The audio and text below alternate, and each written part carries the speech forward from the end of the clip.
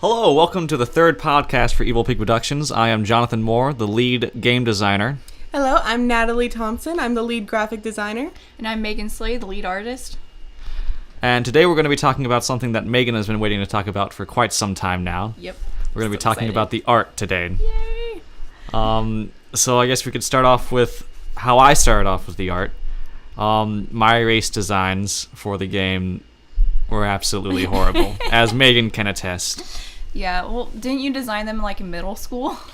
I designed them in early middle school, Yeah. When he first showed them to me, they weren't even completely finished because he didn't do symmetry. It was just I couldn't do symmetry. Yeah, it was just half of the body, the right or left side of the body. It was the right side.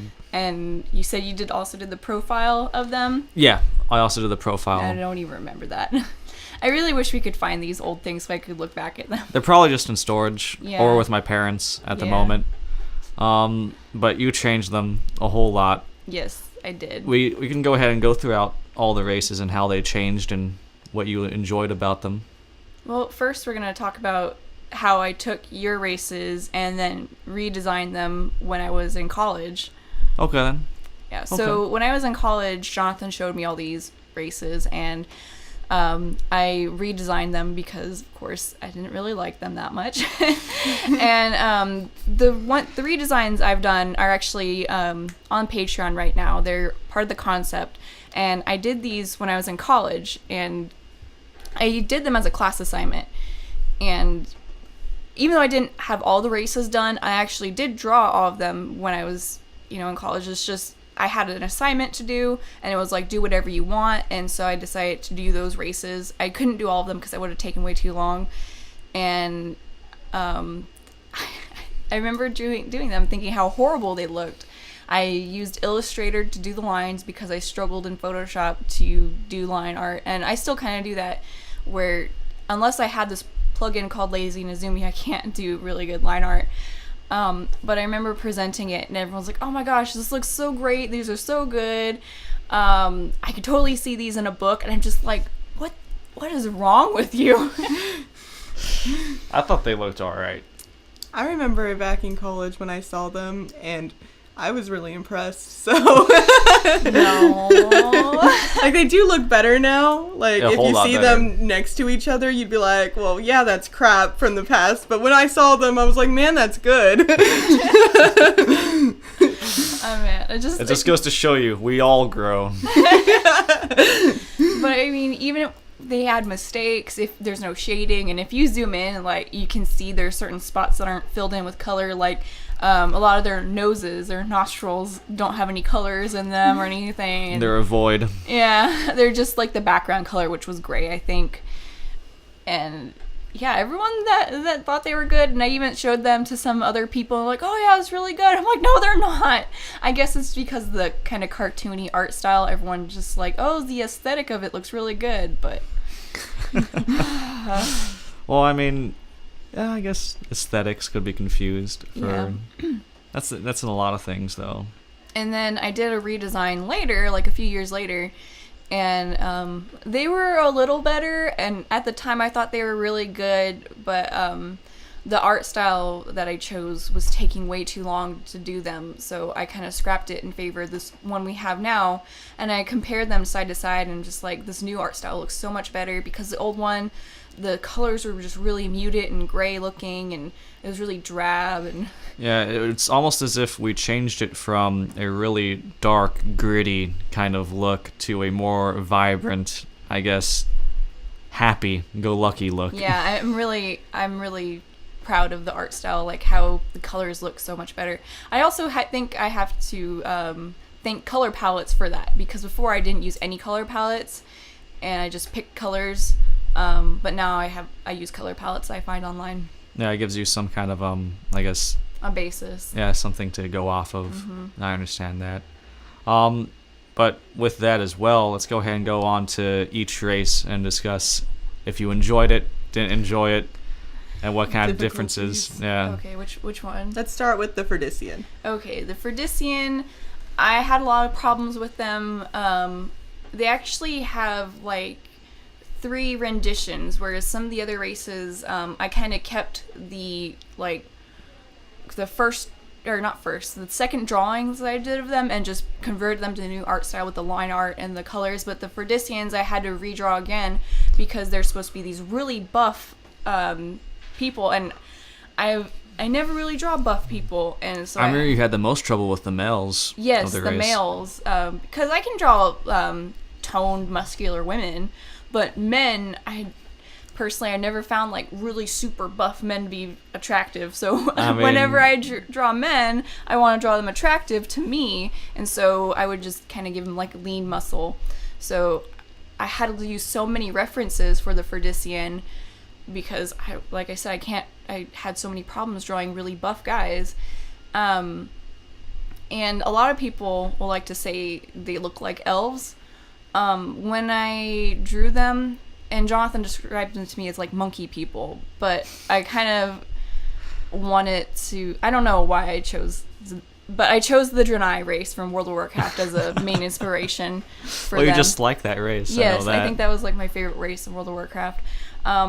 You can kind of tell that by the skin tone, and they have those like the head crest thing.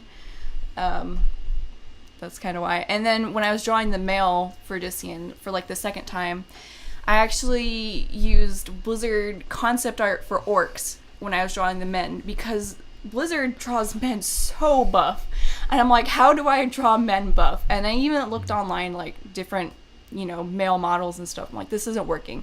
And so I just looked at orcs from World of Warcraft. There you go, everybody. Concept art. If you're in a rut on drawing buff people, just look at orcs. That's all you got to do. They're so buff. Especially Blizzard orcs. Thank you, Blizzard. Yes, thank you. All right. Did you have anything else to add to the Ferdician?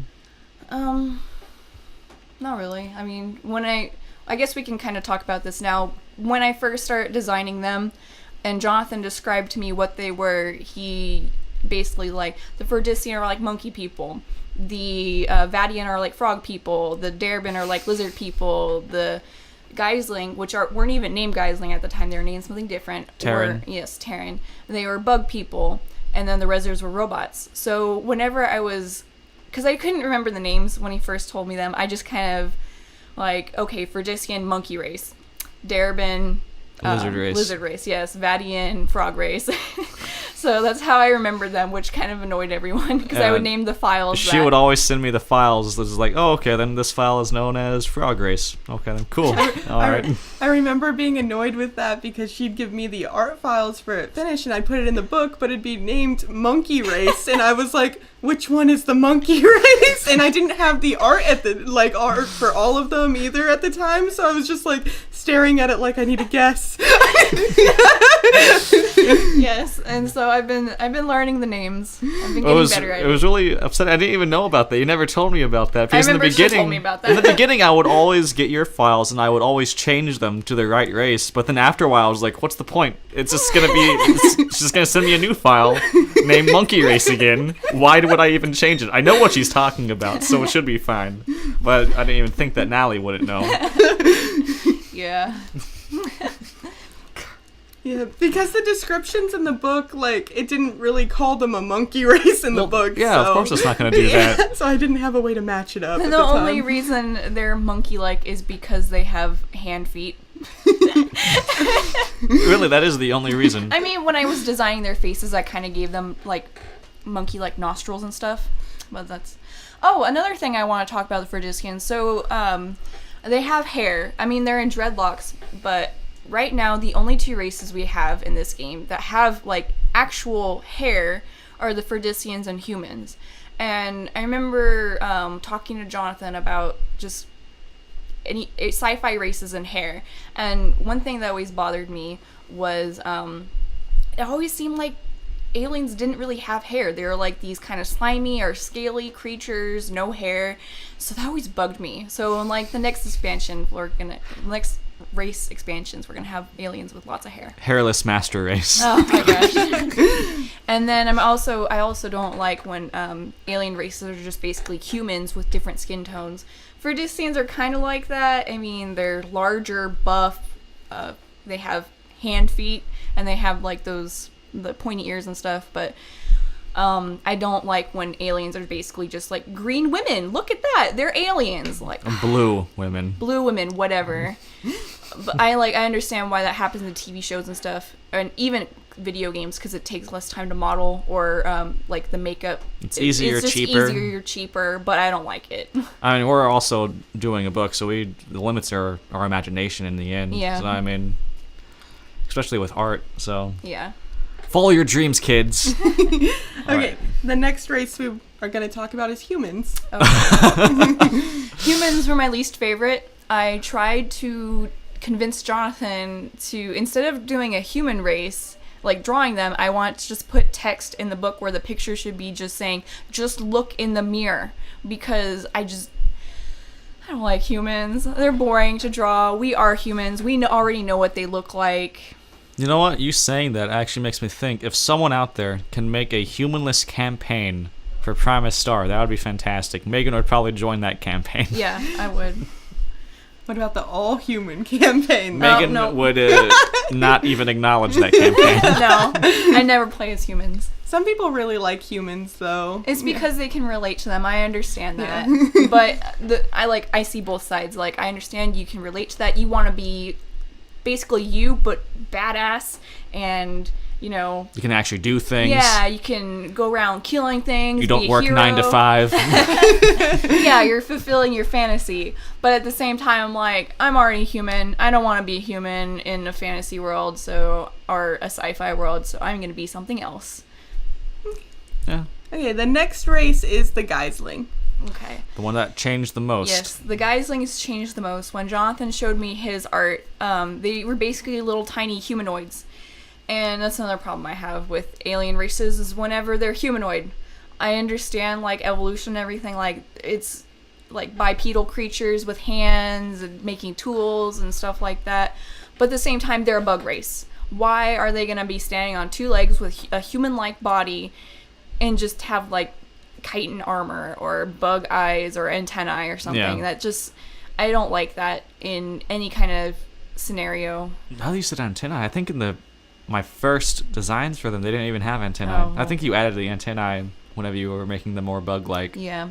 And so the design process for the Geislings was actually, I went more thorough with them. The first designs, they're kind of stupid looking.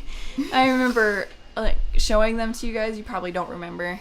I can't remember it. Yeah, they were just a really dumbed down version of what we have now. Really simplified, really tiny. They didn't look good at all. I don't even remember, actually, yeah. Yeah, I'll I'm have trying to go think through my about it. sketchbooks and find them again.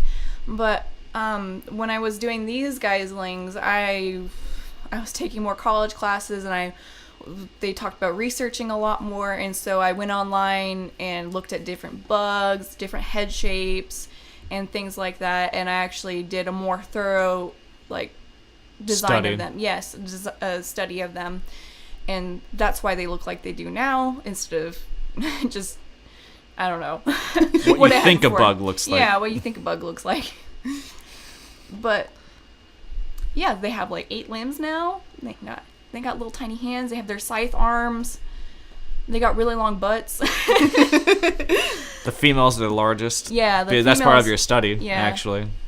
Yeah. Female insects usually are larger. Yeah, and they're more aggressive. Yeah. So these ones are the more aggressive, larger of the males. And in the race lineup that I have, the females are always on the right, and the males are always on the left. So whenever you're looking at the race lineup, you can see the Geisling. You know, the women are actually bigger than the men.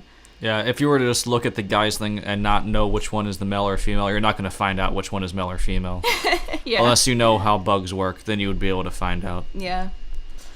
I know that the Geislings, not only did they change the most, but they also were the ones that changed the game the most. They had to have a whole lot of rule changes to the entire just thing of the game. They had to change all of the combat, basically. They were just the core, I guess, of the entire book. And I think Geislings, their race on, other than maybe Rezer, their like features vary the most between individuals. Yeah. Where they can have different head shapes, and one of our Playtesters. Playtesters, there we go. He designed a Geisling. He wanted to have like a roach head and like a centipede-like neck. And that was actually, I used his design for the mercenary class. There we go. So it's got a weird long centipede neck. I really liked that design though. I would crush that. Oh yeah, creature. I remember after designing them, like if I saw one of these, I would just lay down and accept death. They look so disgusting. Yeah. And then, not to mention, like looking at their underside, they look like they're so squishy, like. It's their weak spot under their butts. But it's just like this disgusting kind of squishy. You don't want to even think about it. If you see one of them, you probably just want to look away. But that's everything for the Geisling. Okay. Next up would be the Vadian. I mix up the Vadian and the Urban lot. But I know you do. weren't they different than what I originally designed them to be like? Yeah, whenever I first designed them, I kind of actually designed them after the Turian from Mass Effect. They looked more like birds, I guess, in the beginning, but I was like, I want them to be frog-like, but I didn't know how to convey that in a humanoid feature. And also, I just really liked Mass Effect. I was like, I want them to be frog-like, but I really like Mass Effect. So I'm going to make them look like the Turian. But then look nothing like frogs. They look more like bugs or something. Yeah, they looked like something else, some kind of weird creature that I made. But then I gave everything to Megan, and I told her that the Vadian were the frog race, and I guess she just threw out the designs that I had made. It's like, oh, okay, well, all these look like horrible things that he tried to make, and so maybe that's what happened. Maybe you burned them all. I did not burn them all. And then you made the Vadian, which I'm glad that you did because they look so much better now. Yeah. When I was designing them, I think I was going off of I can't remember his name, but the artist who did, who works on stuff like Lilo and Stitch, he also did the design for Toothless and How to Train Your Dragon. Because I got these big, I showed these to one of my teachers, their Popeye arms, where their forearms are really big. And they got these tiny, like, I don't know, biceps. Yeah, it's biceps. Yeah, and so I gave them longer necks. They got that throat thing that frogs have. They got really fat legs. Yeah, really fat legs. And when I designed them, like the female male next to each other, you can actually see like the females are stepping on their tippy toes because they can walk either way, where their whole entire foot is on the ground, which they probably look really dopey when they walk because their calves are shorter, or they can stand up on their like, I never even imagined them walking. They probably look really dopey because they got big feet and tiny calves. This is very funny because they're all supposed to be about honor, so I'm just imagining this really dopey things like, I must avenge my family. And you can't really see this in the on the race lineup. They have these little stump tails. And they don't have breasts because they're kind of like amphibians. Yeah, so that one makes sense. the I mean, the females, Geislings don't have breasts either. Yeah, well, they're not even wearing underwear in the race lineup. Yeah, why do they need to? Exactly. All of their stuff are in the inside. Yep. And so, obviously, the female's not wearing bras because they don't really see that as necessary. They don't have like nipples or anything, and they just have biceps, or not biceps. They just have biceps. They just have pecs. It's just a race made of biceps. They have little tendril hair because I like hair, so I gave them hair. It's not really hair, but it's their representation of hair. What is the purpose of the tendril hair? Is there any purpose? It's just fashion. Oh, okay then. All right. Maybe there was a purpose at one point. Maybe it was to. Moving on. Okay, the Darabin. Okay, the Darabin. Jonathan, told me they were lizard race. So when I first designed them, I looked at them like they just look like Argonians from the Bethesda games, and so I had to redesign them to make them look different. I gave them kind of like raptor legs. I also gave them more feathers. I gave them these little T-Rex arms that when they evolved, they like in the beginning they actually used them for more things, but then as they evolved, they just kind of like. They didn't need them anymore, I guess, so they just kind of got these little dinky little T-Rex arms on their chest. I bet you in the beginning they actually ran on all fours and they used the middle arms to carry things while they were running around. That'd be really cool. But now they kind of just like hold some things for them, or sometimes they don't even use them for anything. I would think that some of them might even find them annoying and get them surgically removed. Maybe. Yeah. I mean, I can see engineers using them a whole lot. Yeah. It's like, here, hold my power tool. My nipple arm. They also don't have breasts, so again, it makes sense for them. Yeah. The other thing was their eyes. I changed their face a lot more, where I want to give them feature that makes them look more alien, but doesn't give them more eyes, I guess. So they have 4 eye sockets and 2 eyeballs, and they can move their eyes either to their front eye sockets or their side eye sockets. Because, I don't know, I thought that'd be really cool. Yeah, I mean, it'd probably help them. It's like the predator-prey sort of thing. Yeah, I mean, it would probably help them on their planet because there's a whole lot of dangerous things on their planet, especially the lurker. But we talked about that in one of our other videos. Plus, I'm sure they eat meat, so they do the predator mode where their eyes are in the front. Predator mode. Or predator mode, yeah. And then they also, like, whenever they're just kind of relaxing, their eyes probably go into the sides. That way, if something tries to attack them, they can see. Yeah. And we were also talking, she was talking about earlier how they couldn't have one eye on the side and one eye in the front, but I think that would be pretty cool. I think that there should at least be a few Darabin that are capable of doing that. But, I don't know. We'll leave that up to the GMs. Yeah. Next one would be the Rezer. I also didn't like designing the Rezer because I don't really design a lot of technical things. I mostly design organic things, mostly humanoids, and I guess creatures. I'd also do like foresty backgrounds and stuff.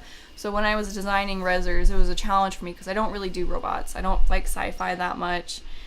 And so the best thing I had was they look more like Ferdicians. So because the Ferdicians made them.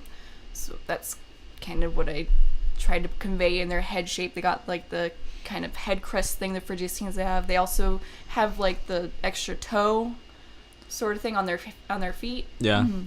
Their legs though look more like a bird leg. Yeah. Which is interesting. I mean, I've noticed it before, but I'm actually looking at it now and it's like, that's weird. Some robots have that. Some robots have that. Yep. Well, it's all based off of how you design the robot, I guess. Yep. Speaking of which, the Rezers also vary. Yes. Just like the Geislings, they're ones that vary the most. Yes, we talked about this, I think, in our last podcast, or whenever Natalie was making her character. Rezers can look like anything, because I figured there would be people out there who would be like, a robot race? Well, I can make my character look like an anime character then. Yeah, that's the one thing that we always go to. Yep, is I know there'll be people out there, but like, I'm going to make my Rezer look like an anime character. Sometimes I feel as if we're all slightly weebs. And so I was like, why can't they just, have that normally so they can just change their appearance? It still makes me think from whenever we were creating Natalie's character, the one guy who made a Corgi Rezer. There's the Corgi Rezer. I like that. I had to work around a whole lot of things because a Rezer is supposed to be considered large, but he wanted to be a Corgi, so he'd be considered small. Well, actually, not even small. He was going to be considered tiny. So I had to design a special Rezer race for him that would make him tiny. Yeah. And then his movement speed was going to be impaired and everything, so... Good luck, GMs. Yeah. But the Rezers were really challenging for me. One thing I liked was when I designed them, I gave them a bunch of wires on the back of their head, and that was supposed to be like... it's supposed to, wires doing whatever the wires are doing, and then also look like the Ferdicians' dreadlocks, which I thought was really cool. Yeah, so it was just the them. Rezers even have hair. The only race that doesn't technically have something that symbolizes hair are the Geislings, because the Darabin have feathers, the Vadian have tendrils, and the Rezers got wires. Maybe the Vadian's tendrils, they used to actually be limbs that they could move around. Maybe. Like maybe, octopi. Yeah, maybe they were octopi when they were first evolving. Frog octopi. Yeah. That sounds pretty cool. That's weird. That sounds pretty cool. It's cool. Yeah, I want to design that as one of the enemies now, or as one of the creatures. With Vadian that didn't actually evolve fully. Yeah. It's like a proto race. Yeah. That'd be pretty cool. Okay, we might look into that then. Okay. Next up. So I know you made most of the artwork in the book. Who helped you? Well, someone named Brendan, one of Jonathan's friends, did the religious symbols, and I'm really glad because I'm not good at designing symbols. I hate it. Yeah, it took him a while, but I don't mind because I wasn't paying him or anything. He just wanted to help, so Yeah. that was always nice. He also helped me when I was designing pretty recently. I was designing the Sleeper, which is one of the enemies, and I was having a lot of trouble with it because it's an enemy race that's designed by the Rezzers. So how would you, in my mind, I'm like, how would I make a robot more advanced because they're built by other robots and they're supposed to be like super advanced robots? I'm like, how do you make a robot advanced? I don't know. It was just really hard for me to comprehend. And so he helped me a lot when designing them because I wanted to make them more organic looking because I was thinking, when you're getting more advanced with robots, they begin to look more organic. But I don't know. I just really struggled with that because I didn't want to make them look too humanoid. So now they just look weird. yeah, I really like how they came out. They have really long, spindly limbs. Yeah.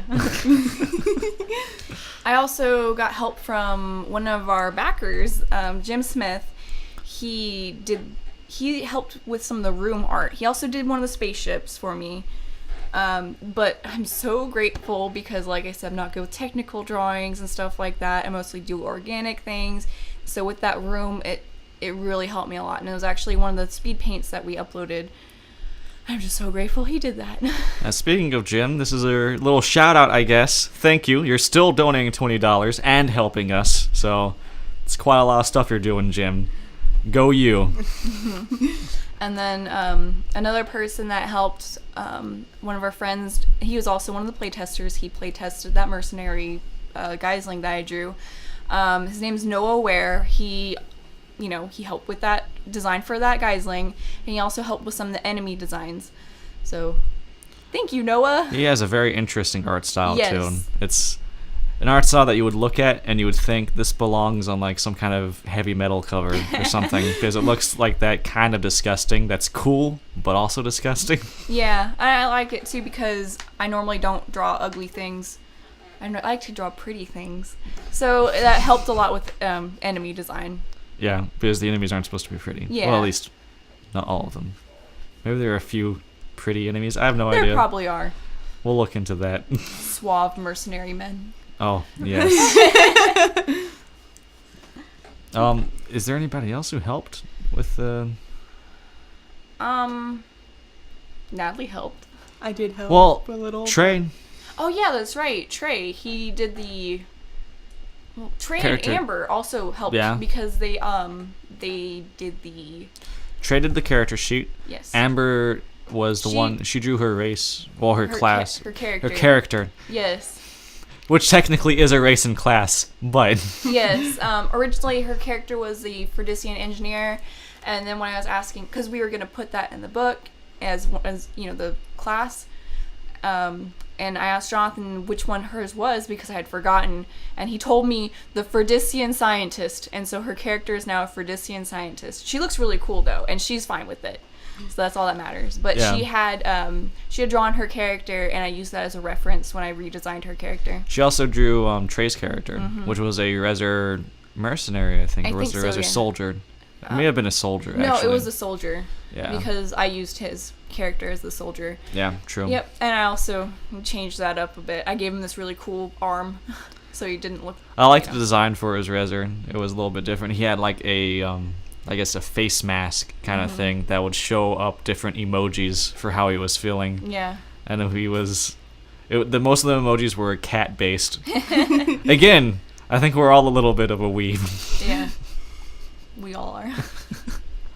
But I missed playing with them. They were fun to play with. In fact, Trey is one of the backers. He's not a $20 backer though, so I'm not going to shout out to him. Yeah, Trey, you don't get a shout out. Sorry. Maybe if you were to donate more.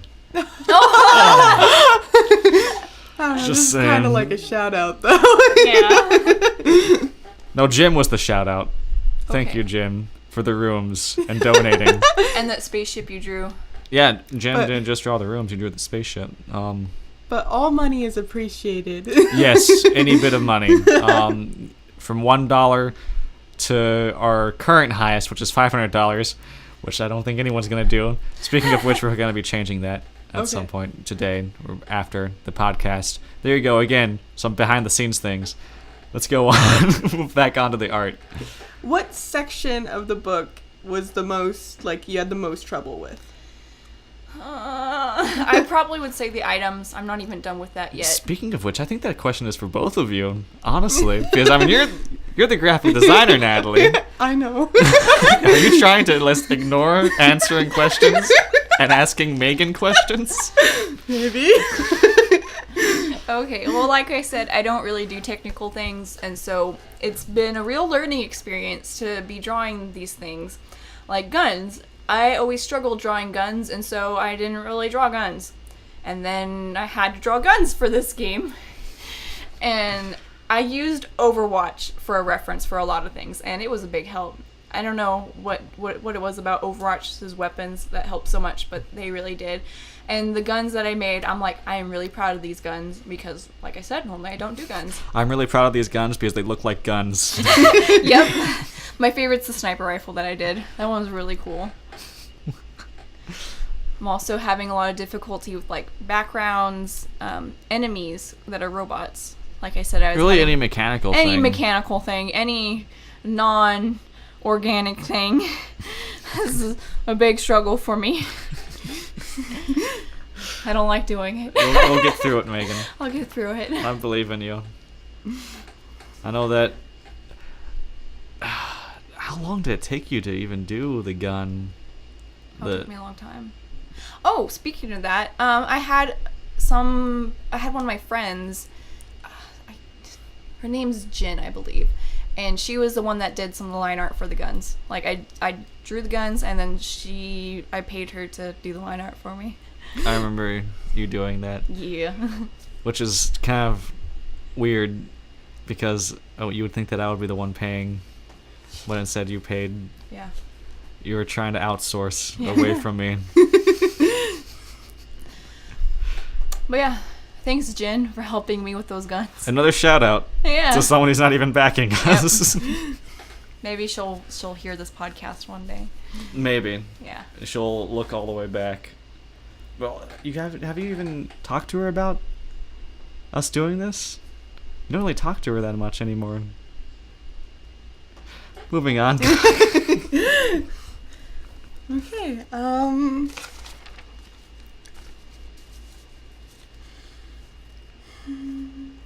Let's talk about you, Natalie. What chapter? Oh, yeah, there we go. What chapter were you know what? We were just having? talking about this. Yeah. Natalie's trying to ignore all the questions. What's your favorite chapter so far? Oh, my favorite chapter? I like the introduction.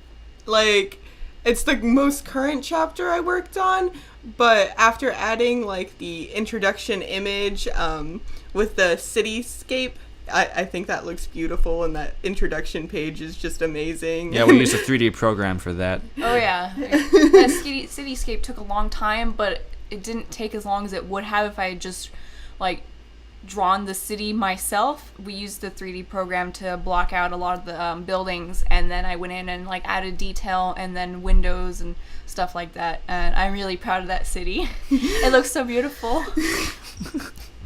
And then it's also the chapter where I had to design icons because there's an example of gameplay in the introduction chapter. So I had to, I didn't have to, but I decided to go in and make little icons for each character in there. That way you can, you have more of a visual feel instead of just reading their name over and over again, because I find that kind of confusing. I'm more of a visual person. Yeah, it adds a lot to it. Before it was just the name, and you had to read out the name and then read what they said.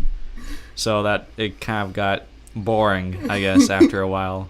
But with the pictures, it adds a whole lot to it. So I really like how the introduction is coming out, and I think that's my favorite chapter. Did you have a little bit of problems with the icon with one of them? It was the Darabin? Yeah, I had trouble because they're lizards, and I couldn't get their face to look right, and so I had to go online and I referenced little chibi images of dragons, and then it took me a week, and then all of a sudden I knew how to draw it.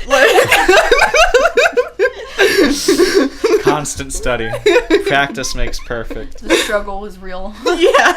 Well, in the end, you just went with the profile view as well. I did end up going with the profile view. I made it easy on myself. I decided to go with a different view for each face, each little icon. That way I didn't feel locked in, and it was just easier for me because it just felt like different races needed to be looked at from different angles. So Yeah, it makes sense. I mean, they're all different anyways, so you gotta show the differences. So far, my favorite chapter is the classes. I like how you color coordinated everything. Oh yeah, Yeah, the classes does are look pretty really good. nice, Yeah. too. Are you finished with the classes yet? Yeah, or? the classes is finished. Yes. We're getting closer, one step at a time. What was your least favorite chapter to work on? My least favorite chapter is the not the equipment, the extra rules chapter. Oh, the additional rules? And the reason that's it, I still haven't finished that chapter, and it's because there's not much artwork in it, and I think that's why it's my least favorite. I have to set it up and make it look interesting, and I'm just like staring at it like, Yeah, I mean, it's really just a chapter for GMs to read through so that they know how the game actually functions. Then everything else is just pretty so that players and GMs can enjoy looking at everything. But then as soon as you get to that chapter, it's just like, all right, this is where everything means business. This is where you're going to learn how to play the game. Well, it is the chapter with the religious symbols in it, though, but that's not that much art. Yeah, that's how many religious symbols are there? It's just basically just like a single page, like not even a full page, just like a blocked out page. Yeah, I think there's. If you took computer paper, put all the religious symbols on there. I want to say at least 10 religions in the game, right? Yeah, there's like 8 or 10 of them. I don't know off the top of my head. I know that we're going to be adding a whole lot more in the expansions, but that's going to be later on. Yeah. Yeah. But the second hardest would be the equipment, and that's because that chapter is just so long. And we had to cut a lot of art out of that one. We've actually been cutting a lot of art. We had to cut a lot of art out of all of them. Yeah. I had it before we had a ton of art that we had to do, but then I saw that a lot of it wasn't going to get done in time. So I had to cut out probably at least 50 pieces of artwork. Yeah. Other than those people that have helped me, it's basically just been me doing the artwork. Yeah. It's an impressive amount of artwork, though, for one person mostly Definitely. to be doing. Yeah. And that's it's a real struggle, that's for sure. I mean, whenever it gets released, is this going to be artwork by Megan Slay? With help from Jim Smith. Well, that's going to be special thanks. Yeah. Yeah, they're going to be in the special thanks, but it's going to be impressive for just an entire book to be released and then just artwork by Megan Slay. It's like, dang. All of it. I also did some of the artwork, some of the graphic design artwork. Like, I did the backgrounds for the pages. Oh, yeah. They developed, before I started helping with them, they developed the background for the book pages. And it looks good. Like, I used their background. I just had to lighten it up a little bit. Yeah. And then I had to put an opacity on it. And then I had to put another opacity on it so that I could put text on top of it. Yeah, it was a little bit too dark. We were making the book before Natalie was helping us. And I remember actually giving her the book that I was designing, and she looked at it, and I want to say probably in the back of her head she was like, this is horrible. I did think that, yeah. How could anyone even read through this? I would never, if you had released your book like it was before giving it to me, I would never have read through it just because of all the text, and how and that's why you're here now, Natalie. Yeah. God. I remember it was funny because I wasn't really planning on doing that background thing at all, but I was in our game testing class, and our teacher had these PowerPoint slides, and they had these cool little circle things on them, kind of like how I have in the hologram page thing. And I was looking at that, I'm like, that's just really cool looking, and it just really inspired me to do like a hologram background for the page. And you also put hidden messages in the pages. Yeah, so I put text in there because I needed some text for filler to make it look like there was actually written stuff on there.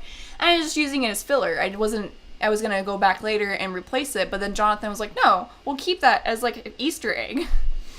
And so we got some stuff in there. I don't know if anyone will ever be able to read it because it's way tiny, too small. But maybe we'll actually release what I said later. Do we even have it? I do. You do? Yeah. Wow. Okay, then you actually kept the text. Yeah. I know it was something about talking to me about the page. I was mostly just saying, like, I need text from the book to put here. I remember that, actually. I had to, like, really squint and look at it on my computer just to read anything, but I remember reading that. But we'll talk more about that maybe later. Maybe when we release it, it'll be, like, Easter eggs about the Primus Star book. That's the only one I can think of, really. Are there more? I don't know. Like Megan's been hiding Easter eggs and I bet everything. she's waiting until we release it and it's like, all right, so I won't even go there. I remember when I first started, I told Jonathan I was going to draw something inappropriate in each picture, and it would be small and hidden, like you would have to actually find it, but then I was too lazy to actually do it. I think that you're actually saying that to me because you were actually legitimately annoyed with doing everything. Yes. So I was like, I'm going to secretly sneak in some inappropriate things, and it's going to, like, you wouldn't be able to see it normally. You'd actually have to look for it. But then I just was too lazy, and I never did that. There you go. Just hire lazy workers, and they'll never do anything to your artwork. It would have been funny, though. Each artwork would have had something I would have to have someone look at it. I would have Natalie look at it, but then she might just keep it there. I might. It depends. How obvious is it? It would have been funny. It would have been horrible for HR. I don't know. I don't think. Well, I guess PR, not HR. It'd be like, Invader Zim, how they snuck in the bloody gur. Bloody girl. Only people who knew, like, what they were looking for would be able to find it if she did it well. Or though. if they saw it, they'd be like, hey, this looks like that. And they probably would think it wasn't intentional at all. You don't understand conspiracy theorists, apparently. They're going to look into everything. The Illuminati. Primus Star, Illuminati confirmed. This is just a joke to make sure that you don't actually think that we're Illuminati. I just imagine what I'll do in the future is go through each drawing and put, like, red, kind of like pixel, like a big red pixel triangle, and put, like, really poorly drawn red arrows pointing out, like, Illuminati confirmed all over everything, really big. Make that one of the scenes, actually. Make it so that there's, like, a human investigator looking down at, like, a red triangle. It's going to be one of our advertisements. We're going to put that on YouTube. Oh, yes. Yeah. There we go. We're going to get so many people to come and support us on Patreon. All the conspiracy theorists. Buy our book. What? Buy our book. That B.O.B., I guess. Yeah. Bob, yeah. Come on, Natalie. I might, okay. What made you think of the logo design, Jonathan? Yeah, you were the one that designed the I was the Primus one Star that designed the Primus Star logo. Very interesting. I looked at Halo. The logo for Halo. What's really interesting is the U in Primus Star used to be the O for Halo. That explains a lot, actually. Yeah. I just looked at how they made the O for Halo. Then I basically just flipped it a quarter to make it a U. And I just edited things about it. And then I just made all the other letters in Primus Star to kind of copy the style of the U. And that's where the logo came from, basically. I even copied one little aspect. I guess not really copied, but borrowed an aspect from Halo where it was the star shining behind the O, but this time it was the star shining behind the U. Oh my gosh. I didn't know that. I didn't know that either. I mean, it's so different that you're not going to notice, but I mean... You were inspired by it. I was inspired by it, and this is not behind the scenes, but this is the podcast talking about it and everything, so now you know where the logo came from. That took me a while, though, to actually figure out how to design it, because even after looking at the Halo logo, it took me hours just looking at it. Were you trying to get me to do the Primus Star logo? I feel like that was something you were trying to get me to do, but and then I was you like, screamed no. at me. So then I was like, all right, All right, fine. I don't do logos. So she screamed at me. She was too busy with other things. I saw that. She was stressed. So then I was like, all right, well, I can do this. I can do a logo. So I looked at Halo. You took graphic design classes too, so. I know I did. I didn't like them, but I did. I don't like them either. I don't think any... What program did you make the logo in? Just Paint.net. Yeah. It's a freeware program. because I remember getting the logo and it was like kind of small, I think, and I had to redesign it not redesign it, but recreate it in Illustrator so that it could be resized and stuff. Yeah. I believe I sent it to you in I think it was a PNG that I sent it to you, or maybe it was a JPEG. I think it was a JPEG. I think you were trying to get me to use Paint.net too. I was trying to get you to use Paint.net because it's a freeware program and it's Well, I pay for Photoshop. pretty simple. Yeah, I know that, but I mean it's a simple program, free. I don't like it. I already know how to use Photoshop. It's better to do logos in Illustrator because you need to be able to resize it. I use Paint.net. If you ever want to put it on a billboard or anything, then doing it in Illustrator will make it so you can. Yeah, because it's a vector image. And that's why you're the graphic designer. And speaking of which, we all worked on this, the character sheet. Jonathan was the one who originally did it, and then he passed it on to Trey to do some of it, and then I worked on it. I put it in like Illustrator and I changed it up and I made like the second page, and then Natalie took that and made it better. Yeah, because everything was way too boxy. The way that Natalie put it, how is it that you put it?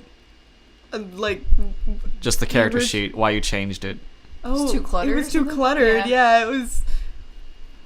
I don't know, just it was too hard. boxy, cluttered. Yeah, it was hard for me to put it in Illustrator and make everything like all the text work and stuff like that. It was pretty much like they just divided the pages with boxes and then put lines in those boxes for like writing things on. And then words to describe what are supposed to go into those boxes. Speaking of those words, when I took it and put it in Illustrator and I was redesigning it, I'm a horrible speller, and so I misspelled a lot of things. Oh, I misspelled things too, even with the redesign of it. Yeah, cynical. I'll always remember cynical instead of critical. Then I'll always remember your preform instead of performed. Yep. What other misspells were there? I remember there were some other ones, but was perception spelled wrong? I feel like that was spelled wrong. Maybe, but I'm not totally sure. I thought there was a whole lot of stuff that we had to change for the character sheet. Just me and Natalie, we're not good at spelling things. Well, I mean, it should all be spelled correctly now. Yeah, it should be. I changed it. Yeah, so. It's all good now. It should be anyways. I'm trying to get better at spelling and stuff, so... I know that we still have to edit a few things with the character sheet because it's still a work in progress. We're almost basically done with it, though. The only other thing I think that we would add to it would be the checkboxes for the saving throws, like fortitude, reflex, and will. Oh, for if it's trained or not. Trained.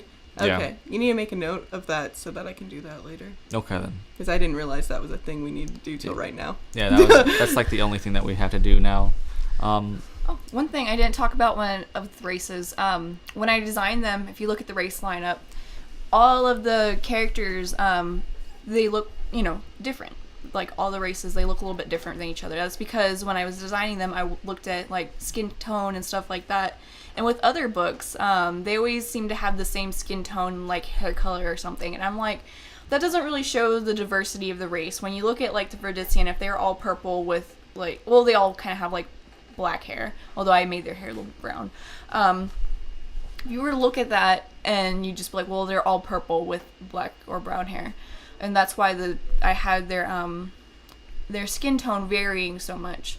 Which you can see with the Geislings, one of them's brown, another one's blue with red eyes, and that was actually I remember when our friend Charles made his character when we were doing like the alpha testing. He said that's what his character would look like. He would be blue with red eyes, and even though he's playing a male Geisling, I decided to make the female Geisling look like that. Also, I remember talking to Jonathan, I'm like, with the humans, I'm like, what is the opposite, like, and so I got like a redhead dude, a super pale redhead guy, and then this, African American woman. Just African? Yeah, actually, yeah, just African woman. Yeah, I mean, it's space age now, Megan. Yeah, space age. African space woman. And then, Fridician with their skin, the blue and purple. The only one that you can't really, you might look at the Rezer and be like, they only ever look like that, and that's not true. The Rezer. Yeah, because there's only one Rezer, because there's no, they don't really have a gender. You could probably just imply, my Rezer wants to be a female, or is feminine, or my Rezer's masculine. Yeah. But then, of course, that's all up to the player. Yeah. It's all up to them. Yep. I mean, I remember there was one Rezer that I made. Well, I guess technically two. They were hostesses for a club. I remember that they would be I guess not really hostesses, but they were greeters for the front of the club, and what was that? That was part of the pencil. Natalie, what are you doing? Why do you have to break all of our equipment? That's not ours, that's hers. Why did y'all break all your equipment, Natalie? I'm allowed to break my pencils. Yeah, they were all cat-based. Again, we might be a little bit of a weave. I remember I had designed a Rezer. I wasn't originally intending to I was just drawing a robot girl because I just felt like drawing a robot girl. And I was like, I'll make this a character in Primus Star whenever I play Rezer. And I remember Noah being like, robots are one thing I always thought should never be sexualized, but dang, Megan, you're a robot. She's very beautiful. What's her name? It is D011? Yeah. Or DO11? DO11. Oh, DO11. Well, actually, D0, yeah. D011. Yes, doll, and then she's model number 78. Yes. Doll 78. With that name, it makes sense that she'd be sexual. Yeah. What is she meant for? What was... When I originally, my reason for her looking like that was a lot of, in my mind, when I made her, this probably isn't lore for the game or anything, that humans found Rezers to be a little bit off-putting, and she's supposed to be a socialite, kind of like for the human race. She's supposed to be the one that, advocate, or I don't know what it's called when... She's supposed to be like a communicator? No, representative, I guess. Oh. She's representing the Rezers towards the humans, I guess. Okay, then. So that's why she looks a bit more human-like, but she's not completely human looking. Yeah, like an ambassador. Yeah. Then. Is that what you were trying to find? Yes. The word? Yes. Either ambassador or advocate? Yes. I don't think advocate. Yeah, Because that's something completely different. But yeah, that's why she looks like that, is so she appeals more to humans instead of being like this kind of Fridician looking robot. That's why she was designed like that. And of course you're a socialite. Yep. What? All these socialites. I never played a socialite before. It was just Natalie. It's true. Natalie always plays a socialite. Even during our little session that we did, you were playing as a socialite and a mercenary rogue. She was great. Speaking of which, both of you, what were your favorite characters? I know that you were saying you liked Kashi the most, Yes, right, Megan? I like Kashi. Kesha. Yeah, I liked Aki more. Aki? Yeah. She was the socialite? Right? Yeah. Of course. Aki more. Alright then. My other character she couldn't talk her way out of anything. I mean, she was good at hiding. Kashi was also really good at hiding. Yeah. The other one was definitely more of the, able to kill people. But... You didn't even start off with ammunition, but then you had the whole, but my sister gives me ammunition. And then you didn't even use it. I did once. Yeah, oh, she yeah, did. that's right. You shot the guy's hand. Yeah, to shoot the hands. Yeah, but then she had, of course, had to shoot through the shield, and then she could get to the hands. It's not like that even really helped all too much. I guess it kind of helped. I kind of want to take this around because I want to talk about the logo a little bit. You know how you said you took the O from Halo? Well, that explains why, and I just wanted to explain this. A lot of people, I had to go around and ask a lot of people how they read the logo when we first got it because they thought it said Primus Star. And I had to change the U to actually be you looking instead of an O. I was doing my best. I know. I was doing my best after Megan screamed at me. I just thought it was interesting, like, because it's something I stared at for like a week, and I was like, I just need to go around and ask people if they think this looks like a U or an O. Now it actually looks like a U, though. Yes, Yeah. that's a really good thing as an artist to do, is take your art and go around and show it to people, like, what do you think of this? What does this look like to you? And get their opinions on it. Look at it! Look at it! Another thing, I was kind of talking about the equipment and how that's like my least favorite chapter. And Natalie, you're actually helping me with that. Oh, yeah. I did the line art for everything. I laid out the color palettes. I laid out like what color goes where. And have you started on that? Well, Don't lie, Natalie. I have not yet started making the line art or coloring. No, the line art's already done. Well, I mean, like, oh, you mean the digital line art you Yeah. did? See, I haven't even opened them. Oh my god. So that's a little. You've been focused more on the introduction chapter, right? Yeah, I finished the introduction chapter. I've been, I finished most of the chapters. There's only like 3 chapters right now that aren't done, and that's because the enemies Megan's still working on right now. The extra rules chapter, I've already said my dilemmas with that. Yeah. And then the Too much text. the equipment chapter, I'm going to start. I was going to start it earlier this week, but when I tried to use my tablet, my pin was dead, so I had to order batteries. When's that supposed to come in? On Monday, I think. Okay. Then, cool. Yeah. So tomorrow?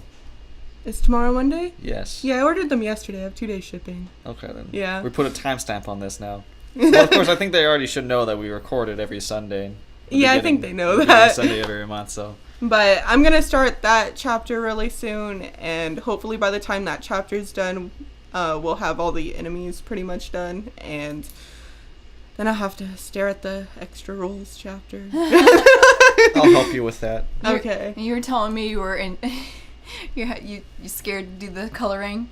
Yeah, I am scared because Megan's coloring looks so good, and I'm a little bit out of practice on digital art, but she uploaded a tutorial for me, and I just need to go and view that and stop being, you know how when you build something up in your mind, that's what's happened to me. You're too intimidated. That's how I am with that combat scene that I'm supposed to do. Oh god, I'm really scared to do that. Which one are you going to start off with? I don't know. You don't know? I don't know. I thought you were going to do the one. The one with the biotic? Yeah, probably. But I know that you have to redo it because you never found the sketch for it. I couldn't find the sketch again. But it's funny, I actually taught Natalie how to use Photoshop, basically. Yeah. And I did that in high school. Yeah, in high school, I was like, I have no idea how to use this program, and I watched her make a character, and she inspired me. That's one of the reasons I became a graphic designer, was because Megan inspired me in high school. Aww. I enjoy teaching Photoshop stuff, though. It's really fun. But I have learned a lot more since then. It's funny because all those college classes, you learn more from me, from my high school classes, about Photoshop than those college classes did. Yeah, when we went into high school, thought graphic design and illustration were going to be the same thing. Yeah. And obviously we were disappointed when we figured out what it was. But I'm actually pretty good at graphic design, and so I don't regret going into graphic design. I do. I regret Yeah, graphic I design. regret it too because I remember whenever I first went to that college, I asked them, hey, do you have any kind of game art courses, like courses that can teach me how to design games, how to create art for games and things like that? And the first thing that they said was like, oh yeah, we definitely have that. You're going to go into the graphic design course. Graphic design is not video game art. If you want to take if you want to do stuff for video games, and this isn't a video game, but we plan on doing video games in the future.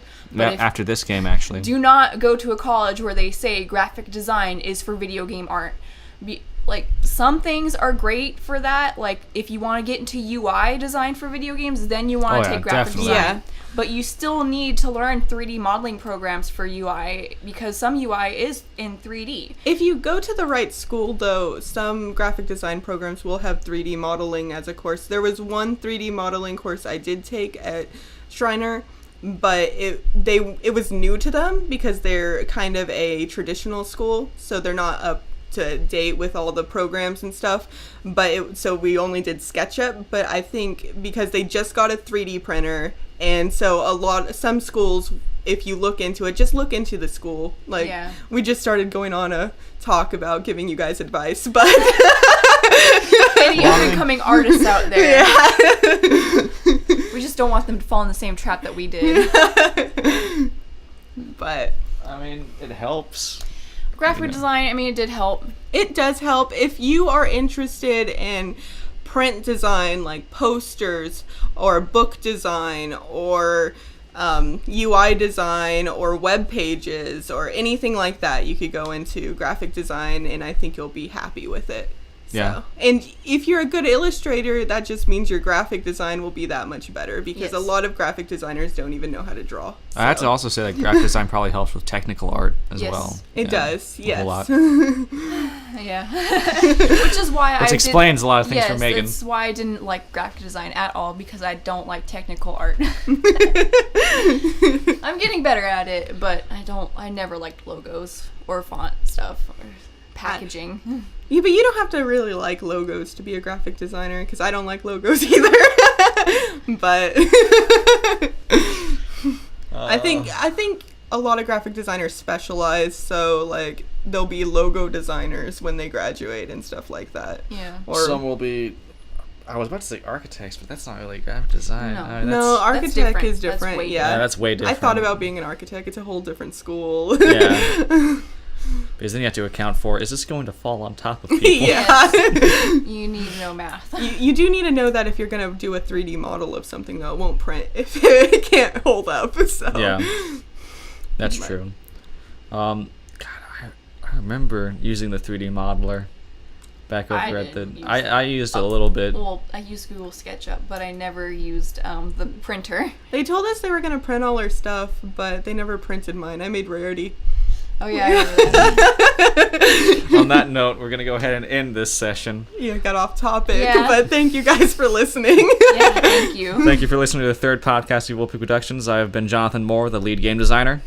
Oh, I'm Natalie Thompson, the lead graphic designer. I'm Megan Slay, the lead artist. And please come back next time and keep on supporting us. Thank you so much. Thank you. Thanks.